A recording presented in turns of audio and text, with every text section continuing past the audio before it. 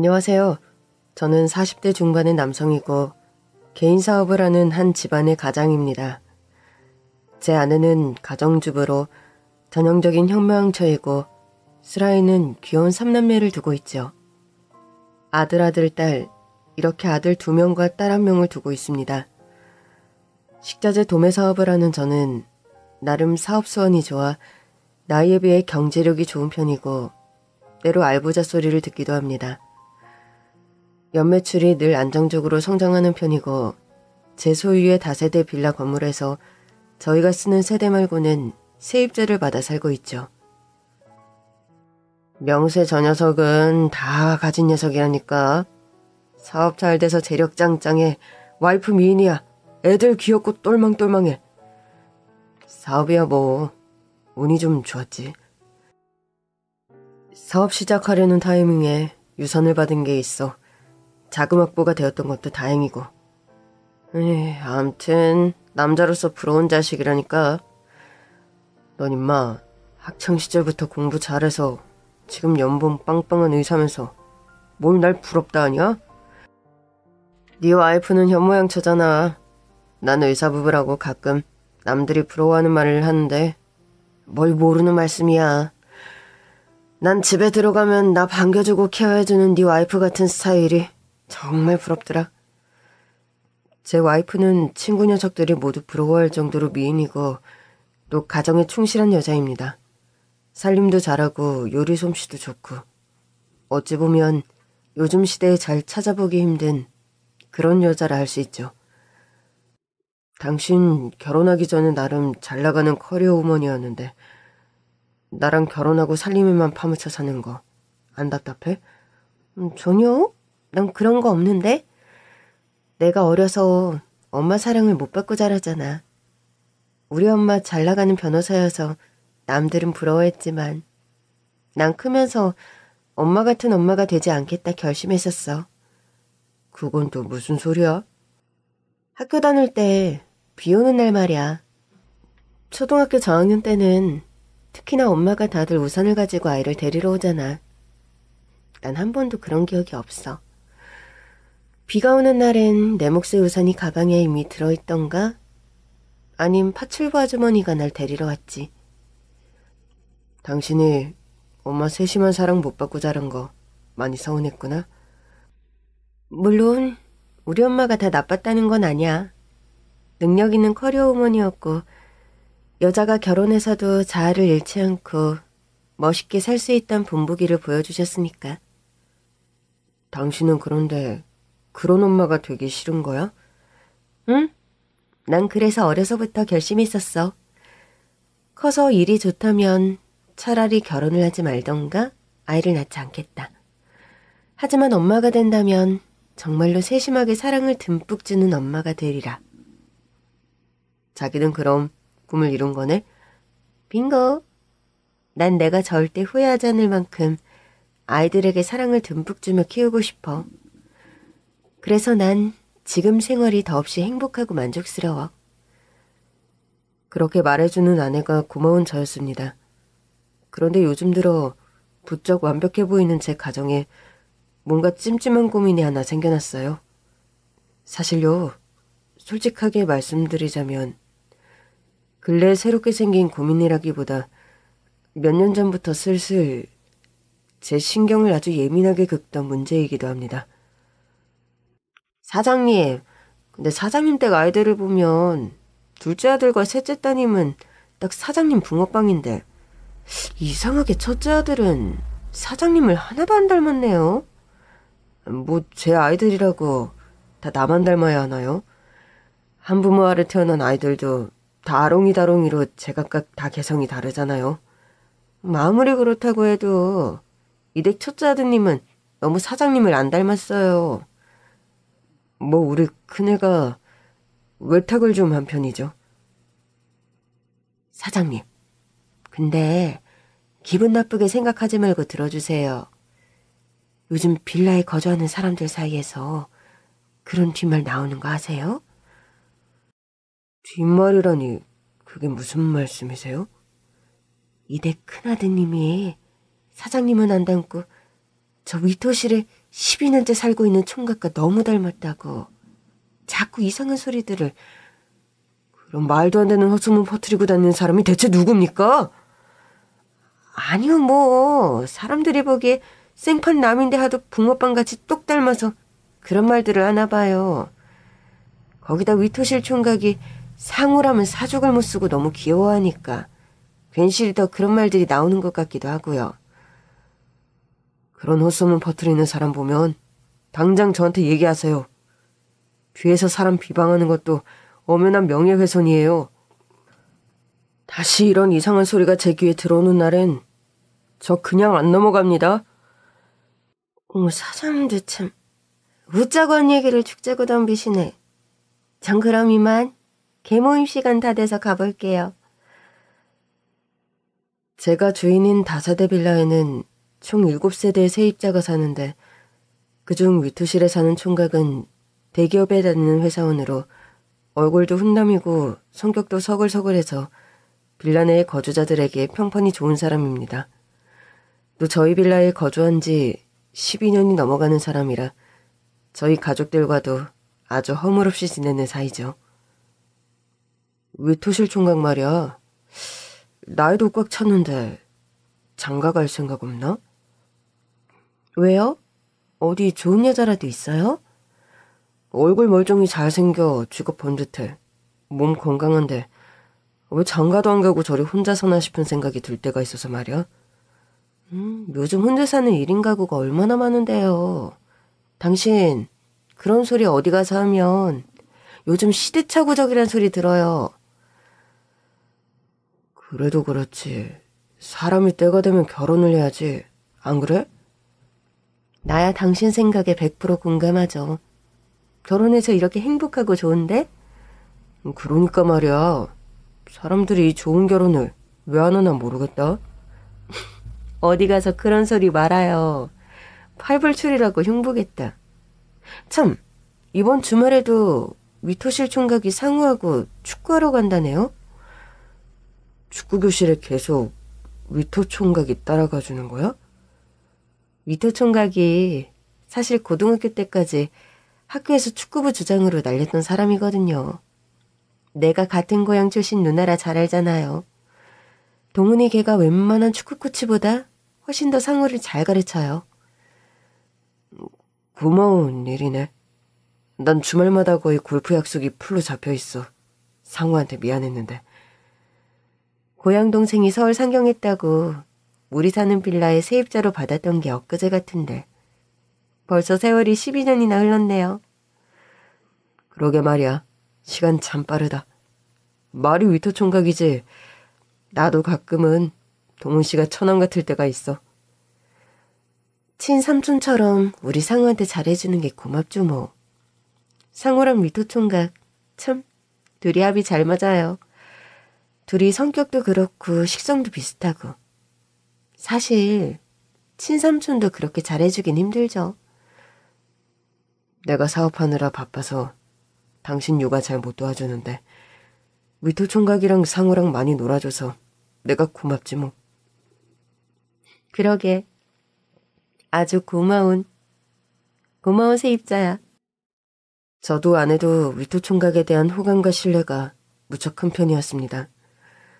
게다가 저희 아들내미도 그 총각을 많이 따르고 좋아하는 편이었죠.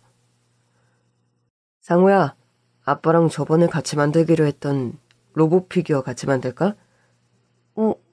아빠, 그 로봇 피규어 저기 책장에 있잖아요. 아빠하고 같이 만들기로 했는데 언제 만들었어? 아, 저 3일 전에 위층 동훈 삼촌하고 같이 만들었어요. 그날이 삼촌 반차 내고 집에 빨리 들어온 날이었는데 피자 시켜서 나눠 먹었다가요. 그랬구나. 잘 만들었네. 삼촌이 피규어 조립하는 꿀팁도 많이 말해줬어요. 절반 이상은 저거 다 제가 한 거예요. 그래, 잘 만들었다 우리 아들. 그래도 아빠랑 같이 만들기로 약속한 건데 위층 삼촌이랑 해버려서 좀 서운한걸?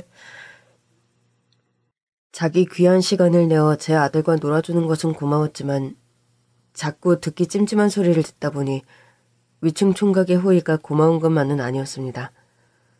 그러던 어느 날 제 찜찜한 기분에 불을 지르는 사건이 하나 발생했죠. 오랜만에 너희 집 오느라 한참을 헤맸구나. 죄송해요. 저희가 근처에 배웅이라도 나갔어야 했는데. 아니다. 제사 준비하는 날 얼마나 일이 많은데. 제사 먹으러 오는 사람이 알아서 찾아와야지. 그날은 저희 아버지 기일이었고 가끔 아버지 제삿날 군포에서 방문하는 친척 어른이 한 명 계셨죠. 그날도 몇 년 만에 아버지 기일을 챙긴다고 먼 길을 오신 상태였고요. 그런데 명세야, 혹시 여기 위층에 너희 아내 쪽 남자 형제가 사니? 아니요. 세입자에 그런 사람은 없는데 왜 그런 말씀을 하세요? 아까 여기 빌라 입구를 들어오다 너희 큰아들 상우 말이다. 상우를 꼭 빼닮은 젊은 남자를 봐서 깜짝 놀랐다. 처음에 뭐 헛것을 본 줄 알았어. 하도 상우와 붕어빵이라. 어르신, 안 그래도 그 남자 평소에도 우리 상우 닮았다고 얘기 많이 듣는 사람이에요. 그래? 우연이라기엔 그거 참 신기하구나. 상우를 너무 닮아 난 처음에 상우 외삼촌이 윗집에 사나 했지. 친척 어른의 말까지 듣고 보니 더 이상한 기분이 드는 게 사실이었죠. 친척 어른의 말까지 듣고 보니 더 이상한 기분이 드는 게 사실이었죠. 친척 어른이 아니더라도 저희 빌라를 여러 번 방문한 지인들은 모두 그런 소리들을 한마디씩 했죠. 저 이 댁 처음 방문했을 때 처음 상우 아빠가 윗집에 사는 남자인 줄 알았잖아요. 왜요? 뭐 하도 빼닮아서요? 네. 상우가 신기하게도 윗집 산다는 그 노총각분과 너무 닮아서요. 진짜 아빠는 이 댁에 계신데 전 뭣도 모르고 그 남자분께 사장님이라고 부를 뻔했지 뭐예요? 한두 번도 아니고 반복적으로 그런 인사치레를 듣다 보니 어느 순간부터인가 불쾌한 기분이 들기 시작하더군요. 윗집 총각이라면 삼촌 하며 도가 지나치게 따르는 아들 녀석도 좀 못마땅했고요. 아빠, 저 잠깐 윗집 산촌 댁에 좀 다녀올게요. 주말도 아닌데 그 집에 뭐하러 가려고 그래? 짜장라면을 3개 끓였는데 너무 많다고 같이 먹자고 캐톡이 와서요. 참, 저녁 시간 다 되어가는데 짜장라면 먹으면 저녁밥은 어찌 먹으려고? 조금만 먹고 올게요, 아빠. 삼촌이 짜장라면을 기막히게 맛있게 끓이거든요. 아빠도 같이 가서 드실래요? 아빠는 됐어. 대신 엄마께 물어보고 다녀오렴. 엄마가 너 좋아하는 불고기 반찬 만드시는 것 같던데. 나중에 혼나지 말고. 네, 아빠. 엄마! 저 위층에 가서 짜장라면 조금만 먹고 와도 돼요? 좀 이따 저녁 먹어야 되니까 몇 젓가락만 먹고 빨리 와. 네, 얼른 다녀올게요. 그렇게 아들이 윗집 총각에게 가자 전 아내에게 따져 물었습니다. 지금 시간이 몇 시인데 윗집 가서 짜장라면을 먹고 오라고 해. 아니, 평소에도 자주 놀러가는 집이니까 그렇지 뭐. 윗집 총각이 막말로 가족도 아닌데 우리 상우를 생판 남에게 너무 내돌리는 거 아니야? 아니, 당신 무슨 말을 그렇게 해? 내돌리다니. 수학이니 과학 숙제니. 내가 어려서 잘 못 도와주는 거 얼마나 차분하게 잘 가르쳐주는데 윗집 총각이. 윗집 남자는 대기업 다니는 회사원이라더니 그렇게 시간이 남아 돈대니? 할 일이 그리 없어. 아래층 집주인 아들 맨날 공부시켜주고 놀아주고. 숙제 봐줄 사람이 없음. 차라리 과외교사를 구해. 아니, 당신 왜 갑자기 안 내던 성질을 내고 그래? 내가 무슨 그리 잘못을 했다고. 밥 시간 다 돼서 남의 집에 애가 라면 먹으러 간다는데 그걸 고이 보내는 게 정상이니? 그리고 남들이 뭐라는 줄 알아? 남들이 뭐라니, 그게 무슨 말이야? 보는 사람들마다 상호가 윗집 총각을 닮았다며 수군대는데 내 기분이 어떨 것 같니? 결국 지금 그 소리가 하고 싶어서 초반부터 계속 열낸 거구나. 말도 안 되는 꼬투리 잡아서. 어떻게 그게 말도 안 되는 꼬투리야? 세상이 얼마나 흉흉한데 당신은 뭘 믿고 생판 남한테 우리 귀한 아들을 툭하면 맡기냐고. 위토 총각, 동훈이가 왜 남이야? 걔 나랑 같은 동양이고 한 동네에서 나고 자란 세월만 몇십 년이라고. 그런 사람을 어떻게 남이라고 할 수 있니? 그럼 위토 총각이 뭐 당신이랑 피라도 섞였어? 피 안 섞인 생판 남을 가지고 무슨 말도 안 되는 소리야. 사람들이 상호가 자꾸 위토 총각 닮았다는 소리에 당신 발끈하는 모양인데, 나 더 이상 가식 떠는 거 더는 못하겠다. 이럴 게 아니라 친자 확인 검사 한번 하자. 그럼 이렇게 당신 의심해서 다툴 일도 없고 무엇보다 내 정신 건강을 위해 그게 이롭겠어. 지금 내가 무슨 윗집 총각과 바람이라도 폈단 소리야? 그래? 지금 그런 식으로 날 불리는 여자로 의심한 거냐고. 당신을 의심하고 싶지 않아. 그러니까 검사하자는 거잖아. 당신도 떳떳하면 그 검사 못 받을 이유 없는 거 아니야? 똑똑. 그때 누군가 안방문을 두드리는 기척이 들리는 겁니다. 저는 설마 그나들 상우가 그 얘기를 다 들었나 싶어 소스라치게 놀랐죠. 그런데 방문을 두드린 것은 다행히도 상우가 아닌 위토 총각이더군요. 죄송합니다. 집 현관문이 열린 채 걸쇠로 고정되어 있어서 기척 없이 들어오려던 건 아니고요. 두 분이 다투는 소리가 밖에서 들려서. 저희 아들은 어쩌고 혼자 오셨어요? 두 분 언성 높이는 소리가 저희 집에도 들려서 일부러 상호에게 이어폰 끼워주고 잠시 게임하라고 했어요. 잘했네. 지금 우리 싸우는 얘기 상호가 들어서 좋을 거 하나도 없는데. 우리 싸우는 얘기를 다 들었단 거요? 죄송합니다. 일부러 들으려던 건 아니고 두 분이 언성 높이는 것 같아 잠시 내려와 봤는데 현관문이 열려 있어서요. 내가 친자 확인 검사해보자는 것도 들었겠네요, 그럼? 네, 다 들었어요. 그런데요, 그럴 필요 없습니다. 제가 상호 아빠입니다. 뭐라고요? 당신이 상호 아빠라고? 그날 밤 저희 집을 찾아온 위토실 총각에게서 믿을 수 없는 얘기가 나오기 시작했습니다. 일단 이거 하나는 먼저 확실하게 밝혀두고 이야기를 시작하겠습니다. 상우는 제 친자식이 맞지만 그렇다고 해서 사장님 아내분과 제가 불륜관계라는 것은 아닙니다. 정말 상우가 당신 아들인데 내 아내와 불륜은 아니라니 그건 또 뭔 말이오?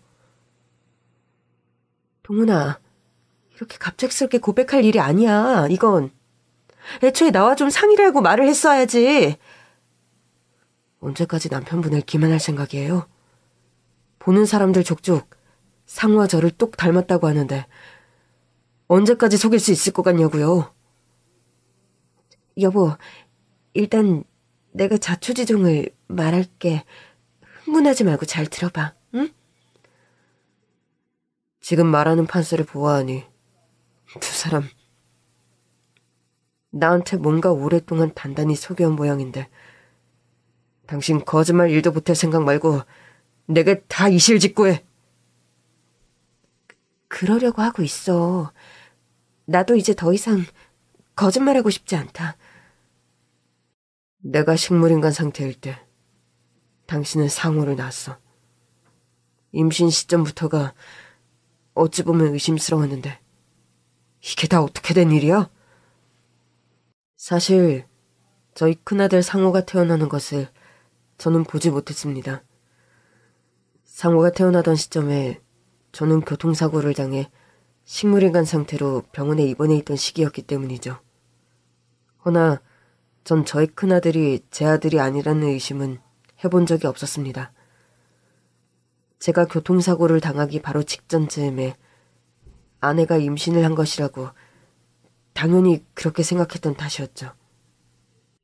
여보, 당신이 갑자기 교통사고로 식물인간이 되고 얼마 안 있어 아버님께서 시한부 선고를 받으셨어. 그건 알지? 알고 있지. 내가 식물인간 상태로 투병 중일 때 아버지가 돌아가셨으니까. 당신 알겠지만 아버님 엄청 핏줄에 집착하는 분이셨어. 당신이 사고로 식물인간 판정받고 나서는 내가 집안의 큰 며느리였음에도 날 며느리 취급 절대 안 하셨어. 그건 또 무슨 말이니? 병원에선 당신이 깨어날 확률이 희박하다고 했고 당시 당신과 나 사이에 아이는 없었지. 반면에 동선에는 쌍둥이 형제가 있었고 후사 없는 며느리에게 재산을 상속해줄 수 없다면서 살 날이 얼마 안 남았다는 병원 판정을 들으시곤 올고지 전 재산을 동선의 부부에게 상속하겠다는 유언장을 쓰셨어. 우리 아버지가 그런 유언장을 쓰셨다고? 내가 죽은 것도 아닌데? 당신 그때 식물인간 상태였잖아. 아버님을 비롯해서 가족들 모두 당신을 산송장 취급했다고. 병원에서 아무리 확률이 희박하다고 했지만 난 믿었어. 당신이 언젠가 꼭 깨어날 거라고. 울지 말고 빨리 정확한 자초지종을 말해봐, 섬이야. 어서. 당신 복잡한 가정사 난 누구보다 잘 알잖아. 당신 친어머니 일찍 돌아가시고 새어머니 밑에서 힘들게 자란 거. 그런데 아버님은 멀쩡히 살아있는 당신 두고 당신 이복 형제에게만 올고지 재산을 상속하시겠다는데 난 참을 수 없었어.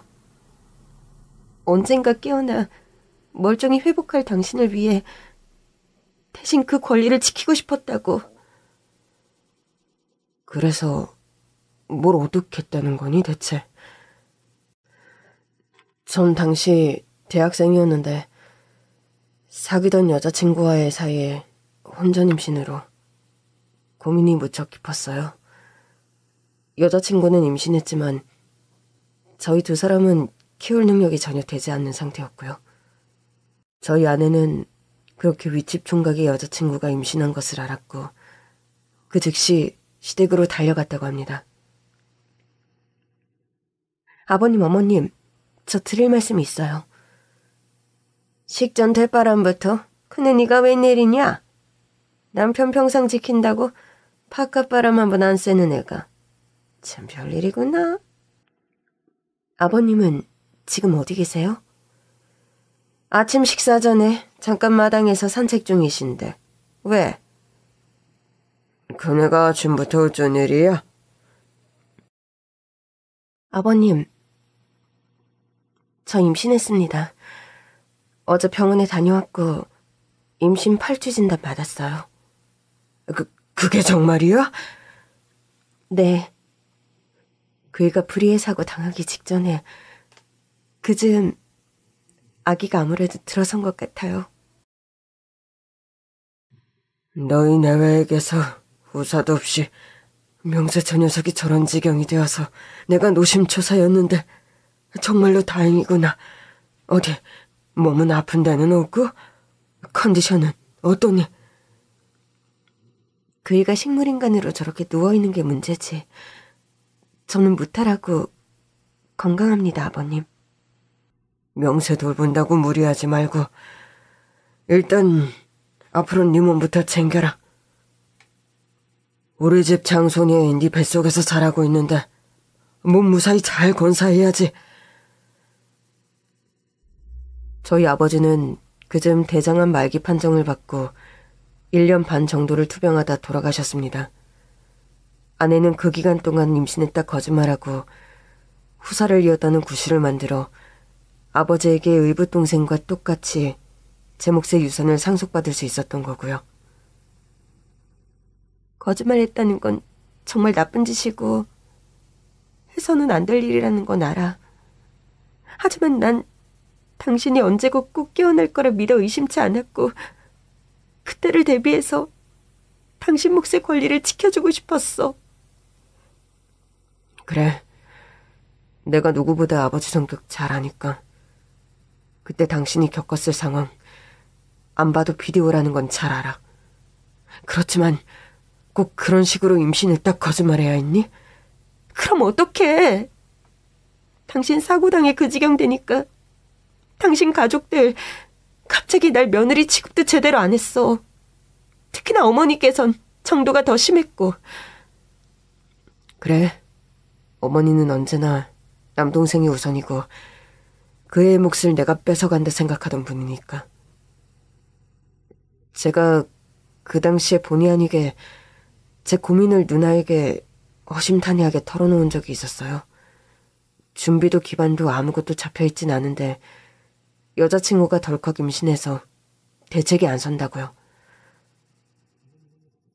어찌 보면 현실적으로 나에겐 아기가 절실하게 필요했고 여기 위토 총각은 아기가 생겼지만 키울 여력이 전혀 안 되는 상황이었어. 그 당시 저나 여자친구나 대학생이었는데 덜컥 임신이 되어버린 상황이었습니다. 전 아이를 낳는다고 해도 키울 능력이 안 되었고 여자친구 역시 결혼에 뜻이 없는 사람이었어요. 고민하는 동훈이 얘기를 듣고 내가 직접 그 여자친구를 만나 아이를 낳자고 설득했어요. 여자친구 역시 뱃속에 있는 아기를 포기하고 싶어 하진 않았고.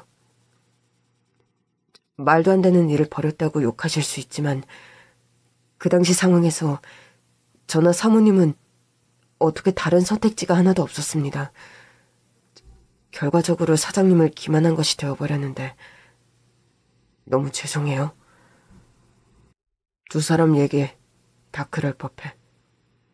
우리 본가 부모님 성격 내가 더 잘 알기에 당신이 그런 생각했다는 거 이해도 가고. 그런데 그런 일을 벌였으면 나한테 좀 더 일찍 말해줄 수도 있는 거 아니었어? 미안해. 동훈이와도 당신에게 사실을 말해야 한다고. 말한다면 언제 말해야 할까 항상 고민이 깊었어. 어이가 없다. 그런 상의까지 두 사람이 내밀하게 하면서 주변 사람들은 위토 총각이 삼촌처럼 상우와 잘 놀아준다 생각하는데 그렇게 당신, 상우, 위토 총각 매일 알콩달콩 잘 지내왔는데 당신과 총각 사이는 아무런 사이가 아니다. 이걸 나보고 믿으라는 거야? 이제껏 속고 살아온 내가 바보로 보여? 저는 두 사람의 설명이 합리적이란 생각이 들면서도 두 사람 사이가 아무 사이가 아니란 말에는 영 신뢰가 가지 않았습니다. 그 긴 시간 동안 남의 자식을 자기 자식처럼 똑같이 키울 수 있었을까 하는 합리적인 의심도 들었고요. 당신이 상우한테 하는 거 보면 친자식과 다름이 아예 없어. 아무리 그런 상황이라 다른 사람의 아이를 길렀다고 하더라도 어떻게 친자식처럼 키울 수 있었던 거냐고. 게다가 상무 친모라는 여자를 한 번도 본 적도 없는데. 상우 친모되는 여자는 아이를 출산하고 바로 미국으로 유학을 갔습니다. 가족들이 모두 미국에 있기도 했고 거기서 공부 마치고 미국서 간호사 일을 하고 있는 걸로 알고 있고요. 당신이 날 거짓말한다고 생각하는 것 같으니 그래 좋아. 상우와 나의 친자 확인 검사를 할게. 그럼 당신이 내 말을 믿겠지. 전 아내와 위토 총각의 사이가 단순한 누나-동생 사이라는 말이 도무지 믿기지 않았고 해서 애초에 받으려 했던 나와 아들 사이의 친자 확인 검사가 아니라 아내와 아들 사이의 친자 확인 검사를 받게 되었습니다. 그리고 얼마 후 걱정하며 기다리던 결과가 나왔죠. 이거 봐. 검사 결과 나왔어. 정말 상우와 당신도 친모자 관계가 아니네? 내가 뭐라고 했어. 나와 동훈이는 아무 사이가 아니야. 그저 같은 동양의 같은 동네에서 나고 자란 친한 누나동생 사이라고. 게다가 동훈이한테는 요즘 예쁘고 착한 여자친구까지 있는데 당신 제발 이상한 의심 좀 하지 마. 당신을 의심한 건 정말 미안하다. 그래도 지금 이 말도 안 되게 복잡한 상황에서 할 법한 의심 아니야? 그래, 이해해. 나라도 당신 같은 상황이었다면 그런 의심 할 수 있었을 거야. 그런데 내 입장도 좀 이해해줘. 그때 내가 그런 거짓말이라도 안 했다면 당신 건강 회복하고 나서 사업 시작하는 것도 불가능했을 거 아니야. 그래, 당신 말도 맞다. 내가 식물인간 상태에서 깨어나 재활치료하고 다시 사업을 시작하게 된 토대가 아버지 상속 유산이었으니. 내가 임신했다는 거 아시고 바로 유언장 그때 다시 작성하신 아버님이야. 상호 덕분에 동선애와 똑같이 반반 재산을 상속받을 수 있었어. 결국 돈 때문에, 상속 때문에 상호를 키운 거니? 솔직히 시작은 그러했어. 그렇지만 그 당시 동훈이네는 아기를 키울 형편이 못 되었어. 그때 동훈이네 커플이 그냥 아기를 낳았더라면 아마 상호는 지금쯤 고아원에서 자라고 있을 거야. 내가 상호를 어떻게 키웠는지 당신 알지? 상호는 내 아들과 친배 없었어. 지금 역시 그러하고. 상호는 지금 아무것도 모르는데 당신 어떻게 다 말할 생각이야? 나도 솔직히 그 고민이 가장 커. 애초에 동훈이 윗집 총각은 상호에 대한 애착이 없는 줄 알았어. 그런데 막상 상호가 태어나 내가 키우는 걸 보니까 점점 애착이 강해지더라고. 사실 최근엔 상호를 데리고 가고 싶어 해서 어떻게 해야 하나 고민이 너무 크고. 우리 상호를 위토 총각이 데려간다고? 상호가 태어날 때만 해도 솔직히 위토 총각 아무 기반 없는 대학생이었지만 지금은 상황이 다르잖아. 잘 나가는 대기업 사원인데 애를 못 기를 이유가 없잖아? 말도 안 되는 소리. 상호는 누가 뭐래도 우리 아들이야. 게다가 애 키우는 일이 뭐 돈만 있다고 되는 일이니? 아이는 엄마 품에서 자라야 하는데 엄마도 없잖아, 당신 아니면. 나도 그 부분이 걱정돼서 동훈이에게 뭐라 했더니 지금 사귀는 동훈이 여자친구 말이야. 둘이 결혼을 약속했는데 그 여자친구가 상호를 자기 아들로 키우고 싶다고 말했대. 본인은 자궁이 약해 어차피 아기 낳기 힘든 몸이라면서. 모든 사실을 알았지만 시원하기는커녕 점점 첩첩산중이기만 하네. 상호가 태어나자마자 내가 길러왔고 내 배 아파 낳은 아이가 아닐 뿐이지 마음으로 낳은 내 자식이고 정말 친자식이나 다름없는데 상호를 떼어놓고 살 자신이 없는데 자꾸 상호를 데려가겠다고 해서 어떻게 해야 좋을지 모르겠어. 나에게도 상호는 변함없는 내 큰아들이야. 나 역시 상호 없는 우리 가족은 생각해 본 적이 없다. 우리 어떻게든 현명한 해결책을 한번 찾아보자고, 응? 그러니까 당신도 그만 울어.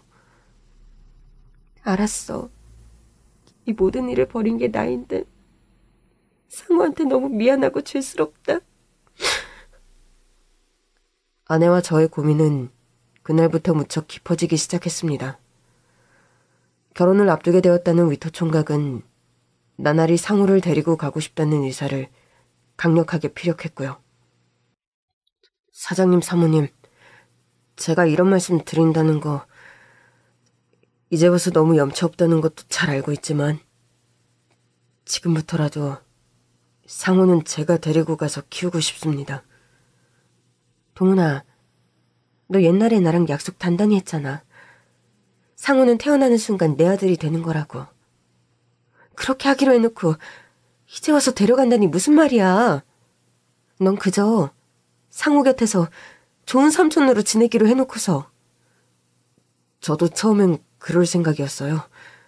그런데 상우를 태어나자마자 헤어져서 안 보고 살았으면 몰라도 저 여태껏 이댁 윗집에 살며 상우 크는 것 다 봐오지 않았습니까? 이젠 제가 친아빠라는 거 실토하고 지금부터라도 아빠 노릇 좀 제대로 하며 살고 싶다고요.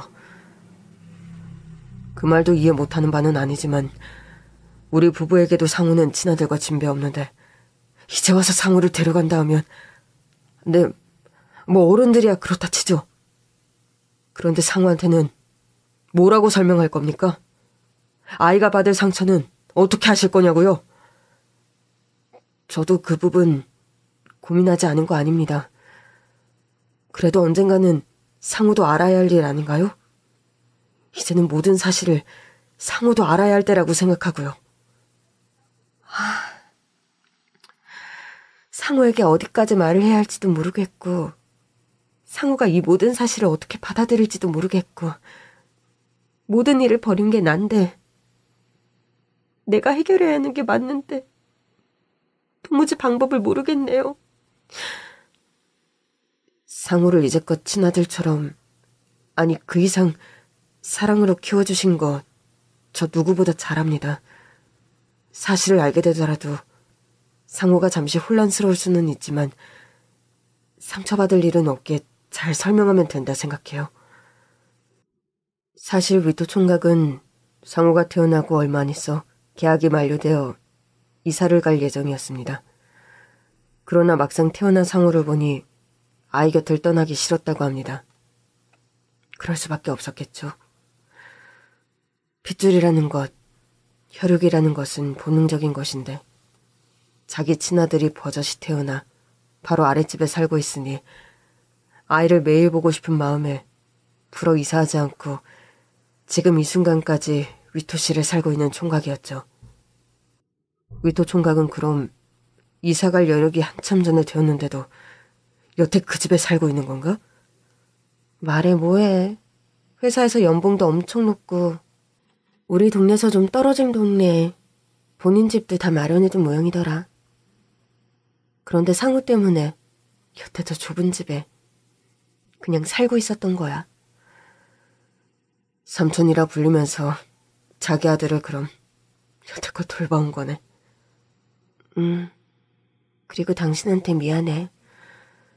이렇게 오래 속일 생각은 아니었는데 솔직히 내가 상우를 보낼 준비가 전혀 안 돼 있었어.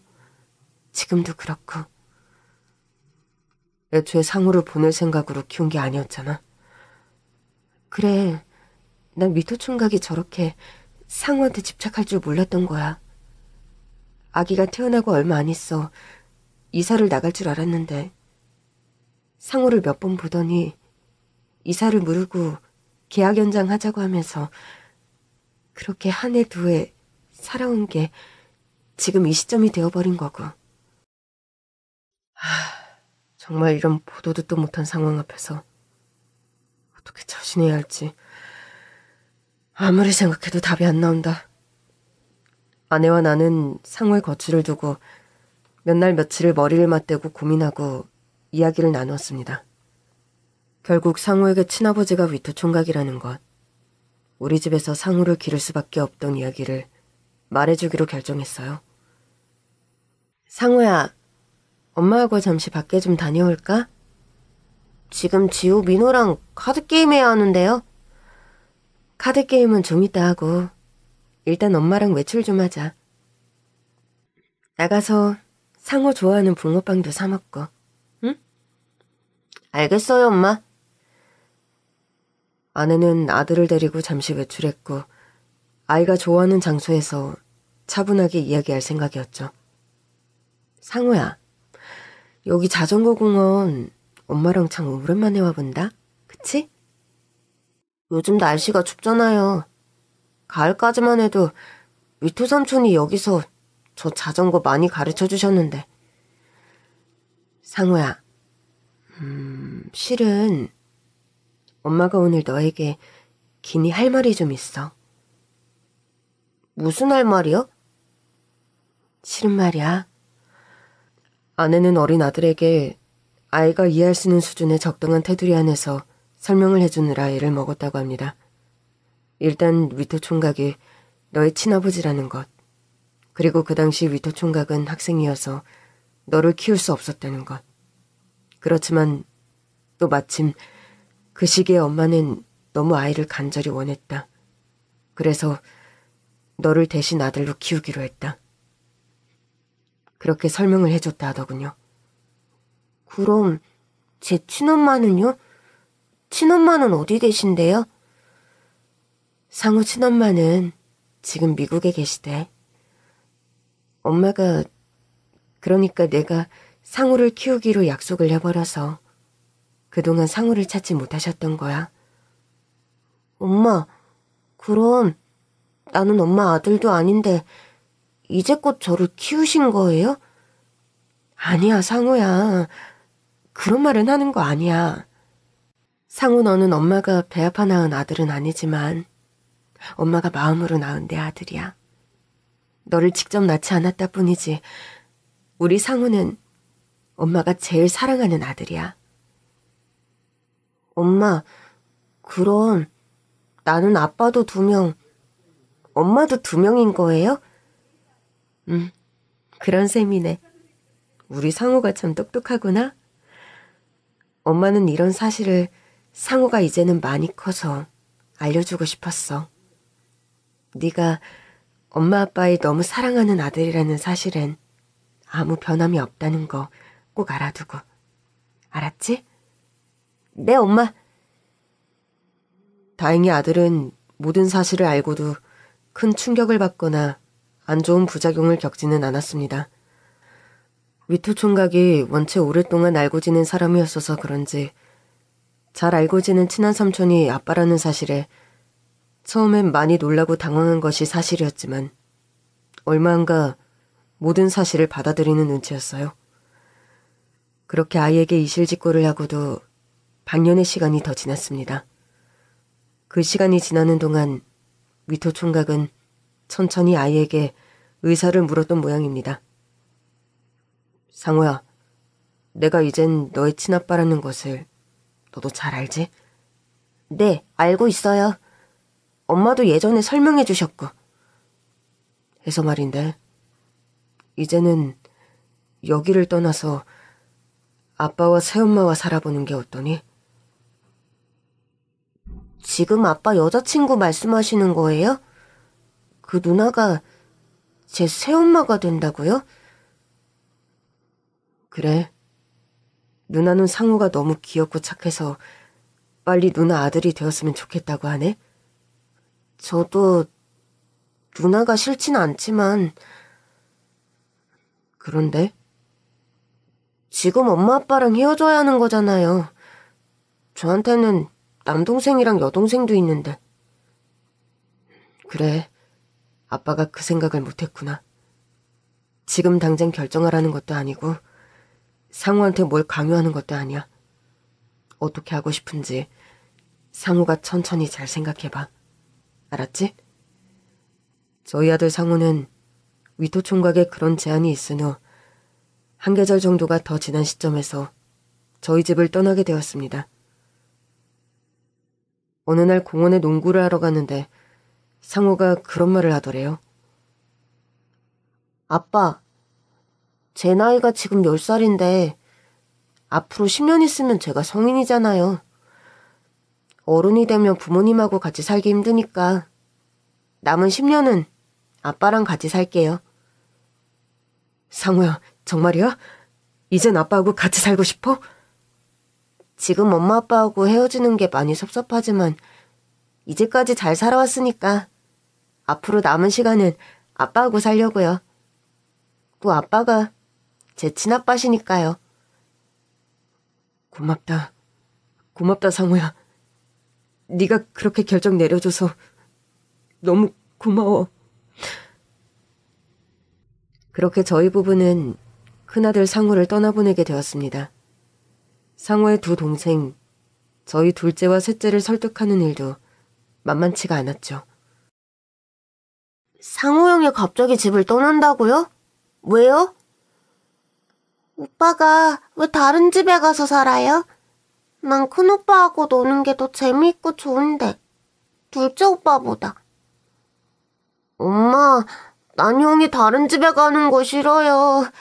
그냥 우리 집에서 같이 살면 안 돼요? 나도 큰오빠 가는 거 싫어. 가지 말고 계속 같이 살아. 큰오빠 가면 누가 나 자전거 태워줘? 울고불고 매달리는 아이들을 겨우 설득하고 진정시키고 상우를 떠나보내는 날이 점점 다가왔죠. 큰아들 아이의 짐을 이것저것 싸는데 어찌나 가슴이 아프고 미어져 내리는지 한 며칠 일이 아무것도 손에 잡히질 않았습니다. 아이의 짐을 대충 정리하고 난 뒤 난 위토총각의 예비신부, 그러니까 상우의 새엄마가 될 사람을 만나게 되었습니다. 이렇게 따로 만나자고 해서 죄송해요. 그래도 상우 관련해서 이것저것 드릴 말씀도 있고 해서요. 안 그래도 사모님을 한번 꼭 뵙고 싶었어요. 오며 가며 집 근처서 몇 번 뵙기는 했지만 제대로 얘기를 나눈 적은 없어서요. 결혼도 안 한 아가씨가 우리 상우 엄마가 되어주겠다 나서서 저 솔직히 많이 놀랐어요. 감사하기도 하고요. 상우 씨 아들인데 어찌 보면 당연한 거죠. 그 사람 아내가 되려고 하는데 상우 존재를 제가 책임져야 하는 게 맞다 생각해요. 아기를 키워본 경험도 없는데 걱정이 되진 않으세요? 솔직히 걱정 안 된다면 거짓말이죠. 사모님, 그런데 제가 선천적으로 자궁 내막증이 심해 아이를 낳지 못하는 몸이에요. 해서 어떤 면에서 상우는 제게 선물 같은 아이이기도 하고요. 이런 말 너무 현실적이고 솔직하게만 들리시죠? 아니에요. 그런 말 초면에 하기 힘든 말인데 제게 그런 얘기까지 꺼내줘서 너무 고마워요. 그래서 더 상우 엄마가 되겠다 용기가 났던 거구나 싶기도 하네요. 저희 상우 앞으로 정말 잘 부탁드립니다. 아내는 그렇게 말하면서 그 아가씨에게 고개를 꾸벅 숙이며 인사를 했답니다. 사모님, 제게 그러지 마세요. 여태껏 상우 씨 아들을 친자식 이상으로 너무 잘 키워주셨다는 거 잘 알고 있어요. 앞으로도 상우 키우며 이것저것 여쭤볼 일이 많을 텐데 그때마다 연락드려도 될까요? 물론이죠. 그건 제가 더 바라는 바예요. 제가 아는 거, 상우에 관한 거 하루아침에 다 전달해드릴 수 없는 노릇이고 자주 뵈면서 상의도 하고 그랬으면 좋겠어요. 감사합니다, 사모님. 앞으로 자주 뵈면서 소통해요. 그리고 상우가 대학에 갈 때까지 학비와 등록금은 저희가 부담하게 해주세요. 상우를 여태 키워온 부모로서 최소한 그 도리는 제발 하게 해주세요. 동훈 씨에게 그 얘기 들어서 알고 있어요. 정뜻이 그러하시면 그렇게 하세요. 상우의 새엄마가 될 사람을 직접 만나고 보니 훨씬 마음이 놓이는 게 사실이었습니다. 오늘 상우 새엄마 될 사람을 만나고 왔어. 어때? 당신이 보기에 좋은 엄마가 될 사람 같아? 내가 보기엔 그래. 심성도 착하고 따뜻한 사람 같아. 엄마 되기에도 충분히 좋은 여자인 것 같고. 다행이네. 여러 가지로 걱정이 참 많았는데. 위토 총각은 얼마 후 그 예비 신부와 결혼식을 올렸고 현재 상우는 그 두 사람과 한 집에서 문제없이 알콩달콩 잘 지내고 있습니다. 상우가 친아빠와 함께 살게 된 후에도 가끔 연락도 하고 주말에는 위토 총각과 함께 우리 집을 방문하기도 합니다. 상우의 새엄마는 상우와 관련해서 궁금한 것이 있으면 아내에게 자주 전화가 오죠. 사모님, 상우 소풍 도시락을 싸려는데 김밥을 어떻게 싸주면 좋을까요? 아, 벌써 소풍 시즌이 되었네요. 상우는 소풍 갈 때 그냥 김밥보다 유부초밥을 더 좋아해요. 마트 가면 파는 유부를 사다가 일단 밥을 고슬고슬하게 지어서 참기름하고 볶은 소고기를 넣어서 양념해요. 그걸 유부에 싸서 만들면 김밥보다 되려 간단해요. 상우가 김밥보다 그걸 더 좋아하나요? 네, 김밥은 잘 안 먹는데 유부초밥은 귀신이에요. 상우의 새엄마는 열의가 많고 상우에 대한 애정이 큰 사람입니다. 여러 가지로 제가 너무 안심이 되고 다행이라 생각하는 부분이죠. 가끔 안부차 들리는 상우의 얼굴을 보면 밝고 문제가 없어 보여 그 역시 너무 다행이고요. 저는 최근에 하고 있는 사업이 매출 실적이 좋아 동남아 쪽으로 수출 시장을 더 확대하게 되었습니다. 직원도 더 많이 뽑았고 태국 쪽에 새 거래처가 생겨서 출장도 잦아진 편이죠. 여보, 요즘 사업 잘 되면서 하나 새로 구상한 일이 있는데. 무슨 일? 사회적 기업이다 뭐다 말이 많은데 나도 하나 작은 기부 사업 시작해보려고. 미혼모 시설에 정기적으로 기부를 해보려는데 당신 생각은 어때?